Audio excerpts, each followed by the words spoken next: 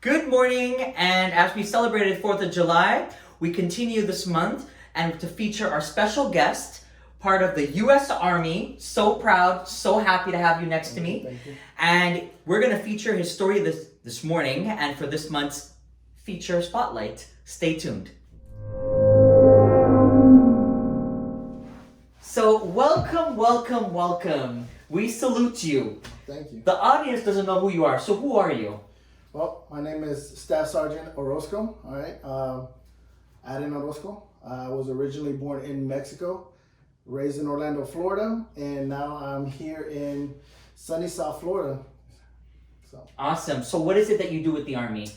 I am currently a recruiter. Mm-hmm. I originally started as a what we call a 92 Fox.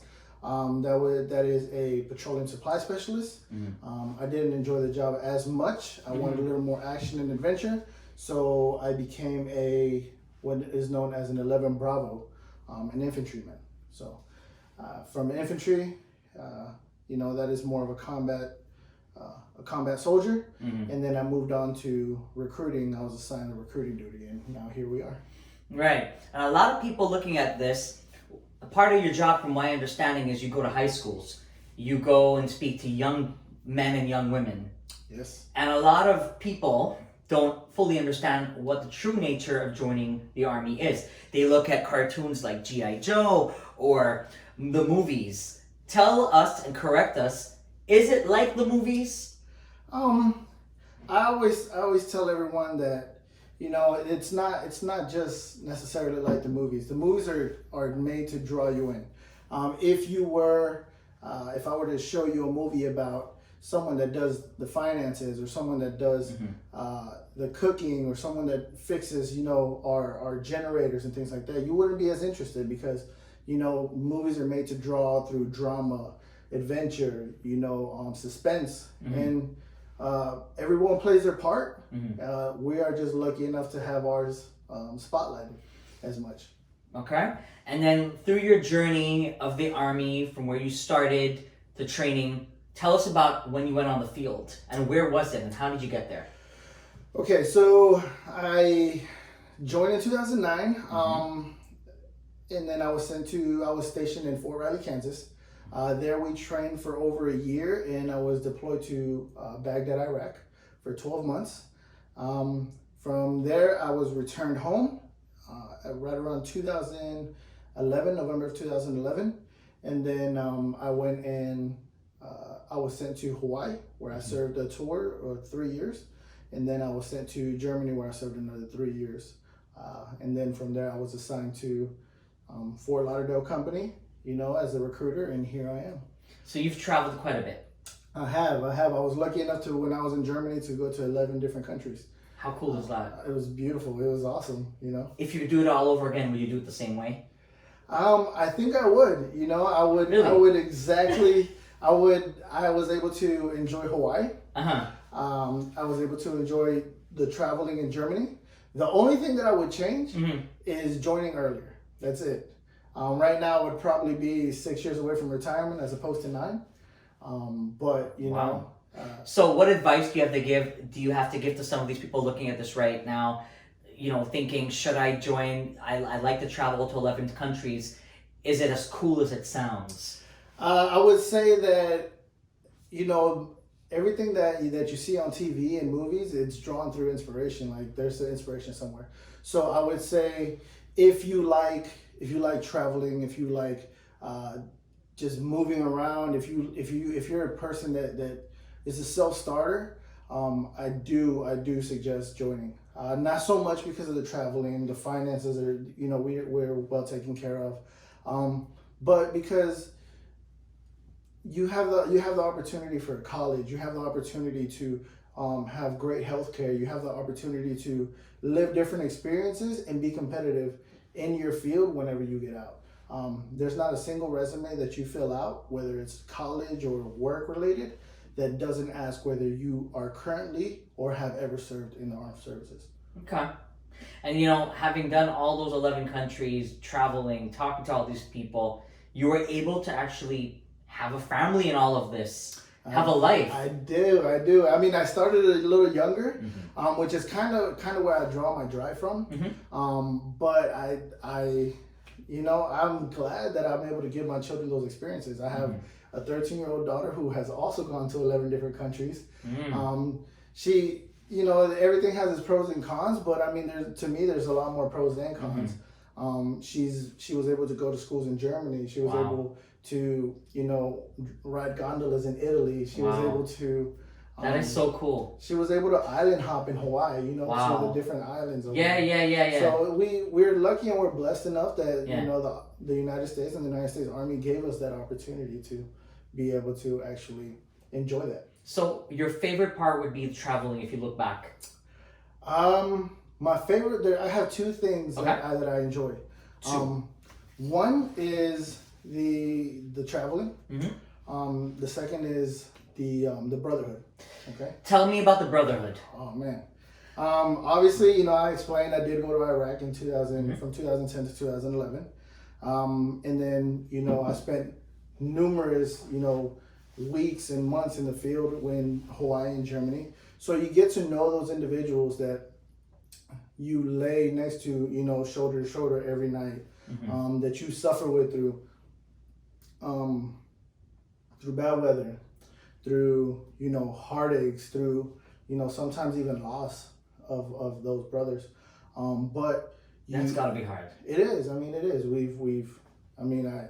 I have been fortunate enough to not lose very many, but nonetheless, a loss is a loss. Yeah, and it absolutely. hurts. But I mean, at the end of the day, sometimes I spend more time with them than I do with my own family. Right. So those individuals that I suffer and that I celebrate my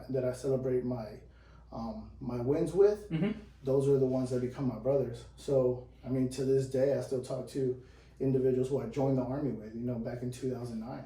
I mean, they're bonds for life. They are. Brotherhood for life. They are. Yeah.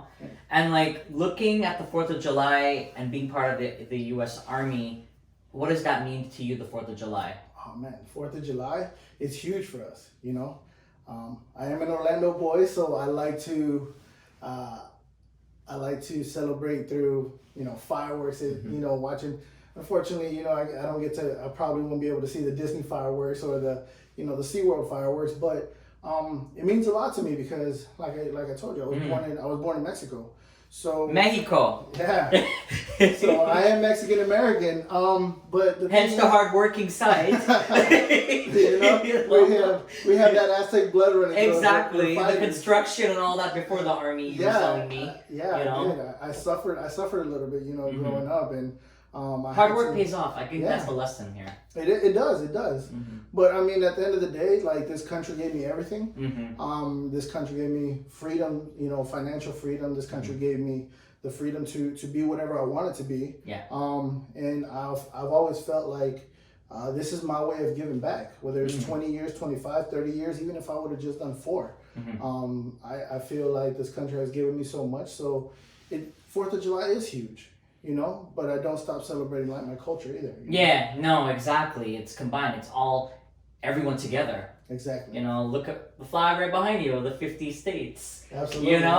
The stripes and all. So, I mean, this is great. The kids looking at this are probably wondering, are you trying to recruit us to the Army? What's your objective? What's the point of this whole segment here? And, what are some of the challenges that you felt that you've encountered going up to the high schools to these kids? Oh man, I think the biggest challenge is everybody thinks that we're all about combat.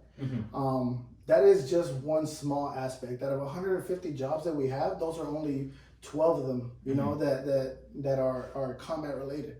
So, the great thing about us is we get to choose our career field. The Army lets you, gives you that autonomy to say hey, look, combat is not my calling.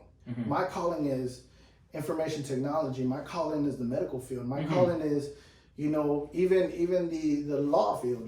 We have everything. I always like to equate it to, you can close the base gates, and we are self-sustainable. We have everything from lawyers to cooks to police officers to doctors within our base alone, and it's all us. We do it all. So I'm not saying that we don't need anyone else, but if we needed to, we're self-sustainable. Yeah, that makes sense. And that's the thing that I tell them. Like I'm not trying to force I'm not trying to force the army down anyone's throat. I'm not trying to force anyone to join the army. I'm just simply trying to provide an opportunity. You know, we have college, we have great medical benefits, we also have, for those individuals that don't need the money for college or medical benefits, we have adventure. You know, anything that you want, I'm pretty sure the army can find a place for you. Okay, well that's perfect. Is there any parting words you wanted to say to the people watching this right now that you haven't got? Oh man, I truly enjoyed. Thank you for having me. Thank you for being a part of this. This is awesome. I mean, this is what it's all about: giving someone a voice that they won't necessarily get every day. Yeah, definitely. You know, I enjoyed being able to explain a little more what we do. And if anyone needs a little more information, your Instagram information that is specific to the Army will be on this. Perfect. So they can just click on it, follow, write. He will respond to you. He will answer your questions. Don't be shy. Absolutely not. You know? And thank you everyone for giving me the opportunity to talk to you and just kind of give you a little insight into who I am and what I do. So. Yeah, definitely. Thank you so much for being part of this. And I hope you all enjoyed today's video on this month's feature. If you'd like to be featured in a future video, please write to Optimize. Please don't forget to like, share, and give us your feedback. This goes a long way, and we really hope to make a difference and brighten up your day. So have a great day. Thank you.